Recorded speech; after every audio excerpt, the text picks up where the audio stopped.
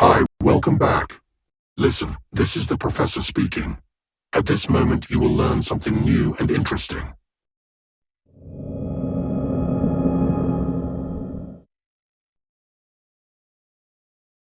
Have you ever wondered how we moved from trading goats and grains to tapping a phone to pay for coffee?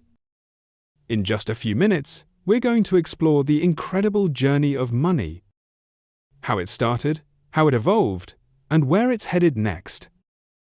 This is the story of money. From barter to Bitcoin.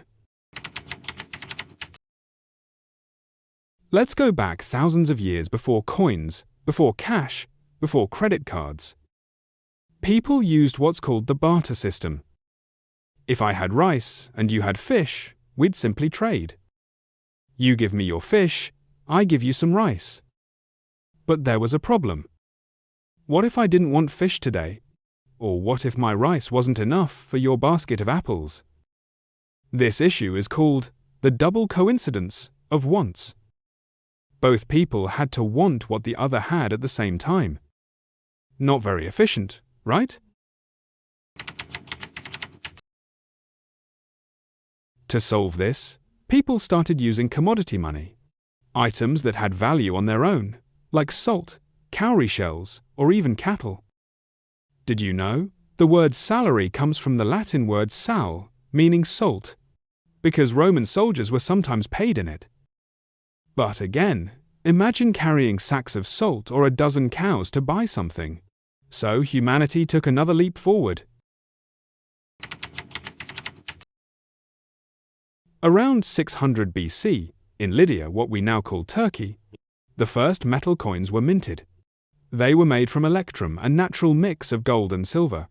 They were durable, easy to carry, and widely accepted. Later came paper money, first used in China over 1,300 years ago. By the 1600s, European countries started printing paper notes too. These notes were backed by gold or silver stored in a bank. This was called the gold standard. In simple terms, money represented something real, like gold, kept somewhere safe. Now, let's fast forward to today. Most of us don't even carry cash anymore. We use debit cards, credit cards, UPI apps, or online banking. And guess what? Modern money isn't backed by gold anymore. It's called fiat currency money that holds value because the government says it does. A 100 currency note is just paper, but you trust that it will buy you groceries because everyone else does too. In India, systems like UPI have changed the game. You don't need a wallet, just your smartphone and a QR code. So what's next? Well, we've already entered the world of digital currencies, like Bitcoin, Ethereum, and more.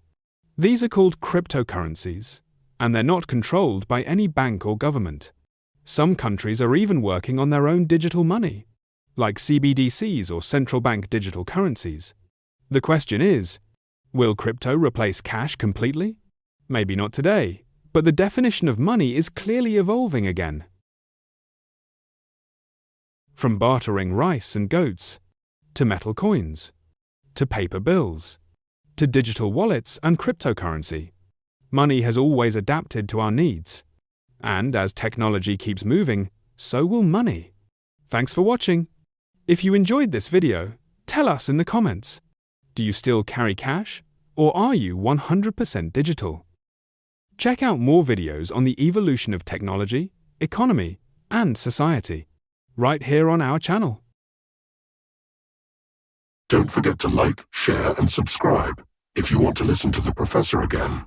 Signing off. Take care.